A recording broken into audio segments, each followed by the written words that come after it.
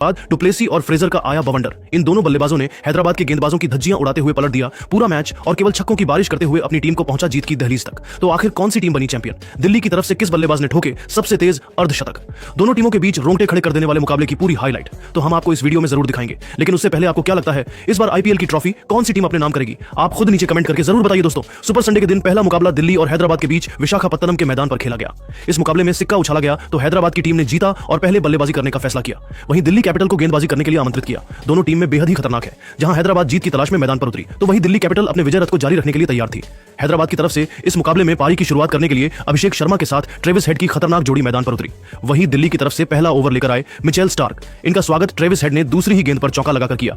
वहीं तीसरी गेंद को भी चौके में तब्दील कर जमकर कुटाई कर दी। लेकिन पांचवीं गेंद पर मिचेल स्टार्क ने ओवर की पांचवीं गेंद पर अभिषेक शर्मा को रन आउट कराकर अपनी टीम को पहली सफलता दिला दी। अभिषेक अपनी टीम के लिए केवल एक रन बनाकर पेविलियन लौट गए। हैदराबाद की टीम को पहले ही ओवर में 11 रनों के स्कोर पर पहला झटका लग गया। अब मैदान पर हेड का साथ देने के लिए ईशान किशन आ चुके थे। इन दोनों खिलाड़ियों के कंधों पर टीम की पूरी जिम्मेदारी टिकी हुई थी। दिल्ली की तरफ से दूसरा ओवर लेकर आए मुकेश कुमार। शानदार गेंदबाजी का नजारा दिखा रहे थे। हैदराबाद के बल्लेबाजों को परेशान करने की पूरी कोशिश कर रहे थे। लेकिन ओवर की अंतिम गेंद पर ट्रेविस हेड ने करना प्रहार करते हुए चौका जड़ दिया और अपनी टीम के स्कोर को 2 ओवर में 20 रनों तक पहुंचा दिया। हैदराबाद की टीम मैच में वापसी करने की पूरी कोशिश कर रही थी। ईशान किशन भी शानदार फॉर्म में दिखाई दे रहे थे। लेकिन तभी दिल्ली की तरफ से तीसरा ओवर विकेट की तलाश में लेकर आए एक बार फिर मिचेल स्टार्क और इस बार उन्होंने ओवर की पहली ही गेंद पर ईशान किशन को पवेलियन का रास्ता दिखाकर अपनी टीम को दूसरी सफलता बैक टू बैक दिला दी। ईशान किशन टीम के लिए केवल 2 रन बनाकर पेविलियन लौट गए। हैदराबाद की टीम बैकफुट पर नजर आ रही थी। लेकिन एक तरफ से ट्रेविस हेड मैदान पर टिके हुए थे। इनका साथ देने के लिए अब नीतीश रेड्डी आ चुके थे। लेकिन मिशेल स्टार्क की खतरनाक गेंदबाजी के आगे नीतीश रेड्डी बिना खाता खोले पेविलियन लौट गए और इसी ओवर में स्टार्क ने अपनी टीम को 2 बड़ी सफलता दिला दी। केवल 25 रनों के ही स्कोर पर हैदराबाद के 3 बल्लेबाज पेविलियन लौट गए। दिल्ली की खतरनाक गेंदबाजी देखकर स्टेडियम में बैठे दर्शक भी खुशी से झूम उठे। लेकिन ट्रेविस हेड एक तरफ से मैदान पर टिके हुए थे। अब उनका साथ देने के लिए मैदान पर अनिकेत वर्मा आ चुके थे। इन दोनों खिलाड़ियों के कंधों पर टीम की पूरी जिम्मेदारी आ चुकी थी। 3 ओवर में हैदराबाद का स्कोर केवल 29 रनों तक 3 विकेट पर पहुंच पाया। चौथा ओवर दिल्ली की तरफ से लेकर आए एक बार फिर मुकेश कुमार। लेकिन इस बार इनका स्वागत ट्रेविस हेड ने अपने अंदाज में ओवर की चौथी गेंद पर खतरनाक चौका लगाकर किया और अपनी टीम के स्कोर को 4 ओवर में 37 रनों तक पहुंचा दिया। इन दोनों खिलाड़ियों के बीच एक अच्छी साझेदारी पनपती हुई दिखाई दे रही थी। विकेट की तलाश में 5वां ओवर लेकर आए एक बार फिर मिचेल स्टार्क और इस बार उन्होंने ओवर की पहली गेंद पर सेट बल्लेबाज ट्रेविस हेड को पवेलियन का रास्ता दिखाकर हैदराबाद की कमर तोड़ दी। ट्रेविस हेड अपनी टीम के लिए 22 रनों की पारी खेलकर पवेलियन लौट गए और हैदराबाद की टीम पूरी तरह से बैकफुट पर आ गई। 40 रनों के ही स्कोर पर टीम का चौथा विकेट गिर गया। अब मैदान पर अनिकेत वर्मा का साथ देने के लिए हेनरी क्लासेन आ चुके थे। इन दोनों खिलाड़ियों के कंधों पर टीम की पूरी जिम्मेदारी टिकी हुई थी। क्लासेन ने आते ही टीम के स्कोर को तेजी से आगे बढ़ना शुरू किया। पहले शानदार छक्के के साथ अपना खाता खोला और फिर चौका जड़कर अपनी टीम को 5 ओवर में 50 रनों तक पहुंचा दिया। दिल्ली की तरफ से पावर प्ले का अंतिम ओवर लेकर आए अक्षर पटेल। बेहतरीन गेंदबाजी का नजारा दिखा रहे थे। हैदराबाद के बल्लेबाजों को खूब परेशान कर रहे थे। लेकिन हेनरी क्लासेन ने तीसरी गेंद पर चौका लगा दिया और अपनी टीम के स्कोर को पावर प्ले के 6 ओवर में ही 58 रनों तक पहुंचा दिया। पावर प्ले के बाद दिल्ली की तरफ से 7वें ओवर में गेंदबाजी करने आए हुए विपराज निगम खतरनाक गेंदबाजी का नजारा दिखा रहे थे। लेकिन अनिकेत ने तीसरी ही गेंद पर शानदार चौका लगाकर इनका स्वागत किया और फिर चौथी गेंद को छक्के में तब्दील कर गेंदबाज की जमकर कुटाई कर दी और अपनी टीम को 7 ओवर में ही 74 रनों तक पहुंचा दिया। 8वीं ओवर में गेंदबाजी करने आए कप्तान अक्षर पटेल। लेकिन अनिकेत ने इस ओवर में तूफान ला दिया। दूसरी और तीसरी गेंद को छक्के में तब्दील कर इस ओवर से 16 रन बटोर लिए और अपनी टीम को 8 ओवर में ही 90 रनों तक पहुंचा दिया। और देखते ही देखते इन दोनों बल्लेबाजों के बीच 15 गेंद में अर्धशतकीय साझेदारी पूरी हो गई। 9वें ओवर में भी इन दोनों बल्लेबाजों ने 8 रन बटोर लिए और अपनी टीम को 9 ओवर में 98 रनों तक पहुंचा दिया। 10वीं ओवर में गेंदबाजी करने आए कुलदीप यादव। इनका भी स्वागत पहले ही गेंद पर हेनरी क्लासेन ने छक्का लगाकर किया। लेकिन उसके बाद कुलदीप ने शानदार गेंदबाजी की और केवल 1 रन दिए। 10 ओवर में हैदराबाद का स्कोर 105 रनों तक पहुंच गया। 11वें ओवर में गेंदबाजी करने आए मोहित शर्मा। इनका स्वागत अनिकेत ने तीसरी गेंद पर करना प्रहार करते हुए चौका लगाकर किया और इसी के साथ अनिकेत अपने अर्धशतक की तरफ बढ़ गए।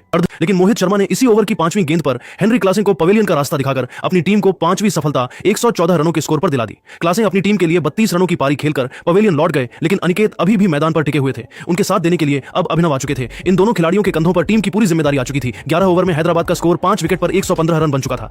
12वां ओवर लेकर आए कुलदीप यादव और इस ओवर में उन्होंने ओवर की अंतिम गेंद पर अभिनव को पवेलियन का रास्ता दिखाकर अपनी टीम को 6ठी सफलता दिला दी। हैदराबाद की टीम मैच में घुटने टेकती हुई नजर आ रही थी। 119 रनों की स्कोर पर टीम के 6 बल्लेबाज पवेलियन जा चुके थे। लेकिन अनिकेत अभी भी मैदान पर टिके हुए थे। उनके साथ देने के लिए अब कप्तान पैट कमिंस आ चुके थे और इन दोनों बल्लेबाजों ने संभाल कर खेलना शुरू किया और अपनी टीम को 13 ओवर में 121 रनों तक 6 विकेट पर पहुंचा दिया। 14वें ओवर में अनिकेत ने सिंगल लेकर कुलदीप की गेंद पर अपना अर्धशतक पूरा किया। लेकिन कुलदीप ने ओवर की अंतिम गेंद पर पैट कमिंस को पवेलियन का रास्ता दिखाकर अपनी टीम को 7वीं सफलता दिला दी। लेकिन अनिकेत अभी भी मैदान पर टिके हुए थे। उनका साथ देने के लिए आए मुल्डर। इन दोनों ने मिलकर टीम के स्कोर को तेजी से आगे बढ़ाया। अनिकेत सिर्फ चौके और छक्के लग रहे थे। लेकिन 16वें ओवर की 5वीं गेंद पर कुलदीप यादव के शिकार हो गए और टीम के लिए 74 रन बनाकर पेविलियन लौट गए और हैदराबाद का 8वां विकेट गिर गया। अब मैदान पर हर्षल पटेल आ चुके थे। लेकिन यह अभी कुछ खास नहीं कर सके। टीम के लिए केवल 5 रन बनाकर 18 2 ओवर में मिचेल स्टार्क के शिकार हो गए। अब बल्लेबाजी करने आए मोहम्मद शमी, लेकिन मिचेल स्टार्क ने इसी ओवर की चौथी गेंद पर मुल्डर कभी विकेट लेकर हैदराबाद की टीम को 163 रनों पर ऑल आउट कर दिया। इस लक्ष्य का पीछा करने उतरी दिल्ली ओपनिंग करने आए डुप्लेसी के साथ फ्रेजर मैकगर्क वहीं हैदराबाद की तरफ से पहले ओवर लेकर आए। मोहम्मद शमी शानदार गेंदबाजी का नजारा दिखाया और अपने पहले ही ओवर में केवल 2 रन दिए। दूसरा ओवर लेकर आए अभिषेक शर्मा, लेकिन इनका स्वागत तीसरी ही गेंद पर फ्रेजर ने शानदार छक्का लगाकर किया और अपनी टीम को 2 ओवर में ही 11 रनों तक पहुंचा दिया। तीसरे ओवर में गेंदबाजी करने आए मोहम्मद शमी, लेकिन इस बार इनका स्वागत डुप्लेसी ने पहले ही गेंद पर छक्के के साथ किया। वहीं दूसरी और तीसरी गेंद को चौके में तब्दील कर दिया और इस ओवर से 15 रन बटोरकर अपनी टीम को 26 रनों तक पहुंचा दिया। चौथे ओवर में हैदराबाद की टीम ने बॉलिंग में बदलाव किया और इस बार गेंदबाजी करने आए पेट कमिंस, लेकिन इनका भी स्वागत डुप्लेसिस ने पहली ही गेंद पर चौके के साथ किया। वहीं अंतिम गेंद पर भी फ्रीजर ने चौका झलकर अपनी टीम को 4 ओवर में ही 39 रनों तक पहुंचा दिया।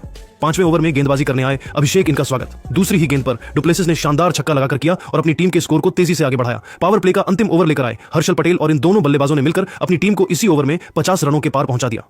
इसके बाद भी इन दोनों खिलाड़ियों का बल्ला रुकने का नाम नहीं लिया। इन दोनों ने मिलकर अपनी टीम के स्कोर को पावर प्ले के 6 ओवर में ही 52 रनों तक पहुंचा दिया।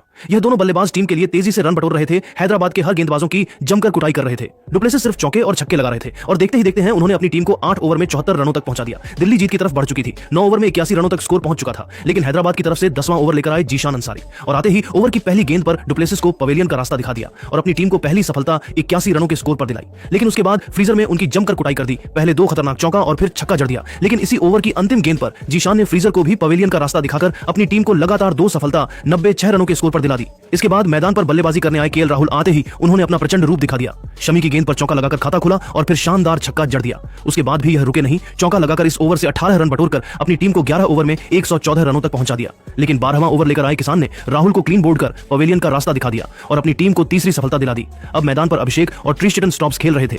इन दोनों ने मिलकर अपनी टीम को 12 ओवर में 119 रनों तक पहुंचाया। इसके बाद भी इन दोनों खिलाड़ियों का बल्ला रुकने का नाम नहीं लिया। अभिषेक सिर्फ चौके और छक्के लगाने लगे और अपनी टीम को 14 ओवर में ही 1242 रनों तक पहुंचा दिया। दिल्ली जीत की तरफ बढ़ चुकी थी। टीम के स्कोर को इन दोनों ने मिलकर 1500 रनों के पास पहुंचा दिया और दिल्ली की टीम जीत के बेहद करीब आ गई। हैदराबाद के गेंदबाजों को विकेट लेना बिल्कुल भी आसान नहीं हो रहा था। स्टेप्स भी अब तेज खेलना शुरू कर चुके थे और देखते ही देखते दिल्ली की टीम ने इस मुकाबले को 7 विकेट से अपने नाम कर लगातार इस सीजन की दूसरी जीत अपने नाम कर ली और हैदराबाद को लगातार 2 हार मिल गया। दोस्तों, अब आपको क्या लगता है इस बार आईपीएल की ट्रॉफी कौन जीतेगा?